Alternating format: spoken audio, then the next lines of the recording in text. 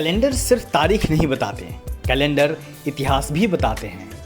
बहुजन समाज के स्वर्णिम इतिहास को समेटे हर साल की तरह दलित दस्तक 2022 में फिर से लेकर आया है बहुजन कैलेंडर।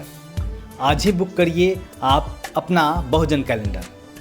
कैलेंडर मंगवाने के लिए 9013942612 या फिर 9711666056 पर व्हाट्सएप या फ़ोन करिए या फिर dalitdastak@gmail.com पर ईमेल करिए। थोक में कैलेंडर ऑर्डर करने पर विशेष छूट दिया जाएगा। बीते 30 अक्टूबर को उत्तर प्रदेश की राजनीति में एक बड़ी हलचल हुई। इस दिन जहां बहुजन समाज पार्टी को बड़ा झटका लगा तो समाजवादी पार्टी एकाएक प्रदेश की राजनीति में और मजबूत होती दिखी।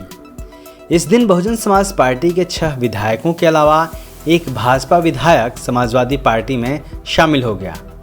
बसपा छोड़कर समाजवादी पार्टी में जाने वाले विधायकों में जौनपुर जिले के मुंगराबाद शाहपुर विधानसभा सीट से विधायक सुषमा पटेल, सीतापुर के सिधौली से विधायक हरगोविंद भार्गव, हापुड़ के धौलाना विधायक असलम चौधरी, श्रावस्ती विधायक असम रायनी, प्रयागराज के हंडिया विधायक हाकिम लाल बिंद और प्रतापपुर से विधायक मुस्तफा सिद्दीकी शामिल हैं। यूपी विधानसभा चुनाव के पहले विधायकों के एक समूह का यह अब तक का सबसे बड़ा दलबदल है। तो वहीं इस घटना के 2 दिन बाद ही 1 नवंबर को धोबी समाज के कद्दावर नेता चिंतामणि ने भी बसपा से इस्तीफा दे दिया। वह भाईचारा कमेटी के प्रदेश अध्यक्ष के पद पर रह चुके हैं। हालांकि उन्होंने अभी तक किसी दूसरी पार्टी में शामिल होने का औपचारिक ऐलान तो नहीं किया है, लेकिन जिस तरह बसपा के नेता एक के बाद एक समाजवादी पार्टी का दामन थाम रहे हैं, उससे लगता है कि वह भी जल्दी ही सपा के खेमे में जा सकते हैं।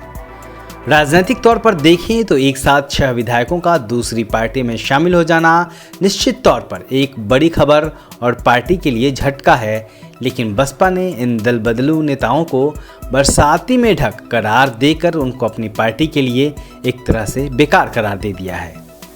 पार्टी के 6 विधायकों के सपा में घोषित तौर पर शामिल होने के बाद बसपा प्रमुख मायावती ने हालांकि उनका नाम नहीं लिया, लेकिन ट्वीट कर उन पर और सपा दोनों पर निशाना साधने से भी गुरेज नहीं किया। बसपा प्रमुख मायावती ने लिखा, यूपी विधानसभा आम चुनाव नज़दीक आने पर अब फिर से आए दिन दल बदलू लोगों के इस पार्टी से उस पार्टी में आने जाने का दौर शुरू हो गया है, किंतु इससे किसी भी पार्टी का जनाधार बढ़ने वाला नहीं है, बल्कि इससे उन्हें हानि ही होगी।